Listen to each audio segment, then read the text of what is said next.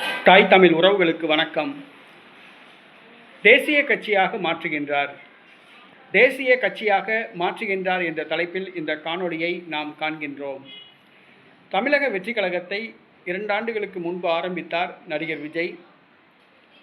ஆட்சி அமைத்து கட்சி ஆரம்பித்து 2 ஆண்டுகளிலேயே ஆட்சியை பிடித்தார். தற்பொழுது தமிழக வெற்றி கழகம் தமிழ்நாடு, புதுச்சேரி ஆகிய மாநிலங்களில் செயல்படுகிறது. இந்த கட்சியை விரிவாக்க முடிவு செய்துள்ளார். முதலில் கேரளாவில் அதன் பணிகளை துவக்கியுள்ளார். கேரளாவில் உறுப்பினர் சேர்க்கை முகாம் நடத்தப்பட்டு வருகிறது. அதேபோன்று மற்ற மாநிலங்களில் கால்பதிக்க விஜய் அதற்கான ஏற்பாடுகளை செய்துள்ளார்.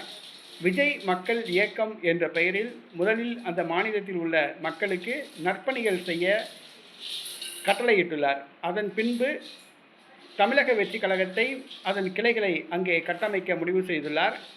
தேசிய கட்சியாக விரைவில் மாற உள்ளது தமிழக வெற்றி கழகம். தேர்தல் ஆணையத்தில் அதனை பதிவு செய்ய உள்ளது. தேர்தல் ஆணையத்தில் தேசிய கட்சியாக பதிவு செய்ய வேண்டும். விரைவில் தேசிய கட்சியாக பதிவு செய்யப்பட உள்ளது. கட்சியின் பெயர் மாற்றப்படுமா என்பது தெரியவில்லை.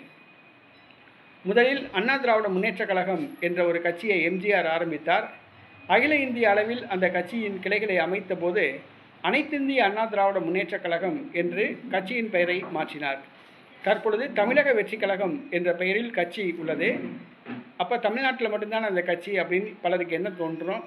அகில இந்திய அளவில், தேசிய அளவில் இந்த கட்சியின் கிளைகளை கட்டமைக்க இருப்பதால் தமிழக வெற்றி கழகம்ங்கிற பெயர்லேயே கிளைகளை கட்டமைக்கிறாரா அல்லது தேசிய என்ற பெயரை சேர்த்து கிளைகளை கட்டமைக்கிறாரா என்பது தெரியவில்லை. கட்சியின் பெயரை மாற்றுகிறாரா அல்லது கட்சியின் பெயர் அதே பெயர் தொடருமா என்பதும் தெரியவில்லை.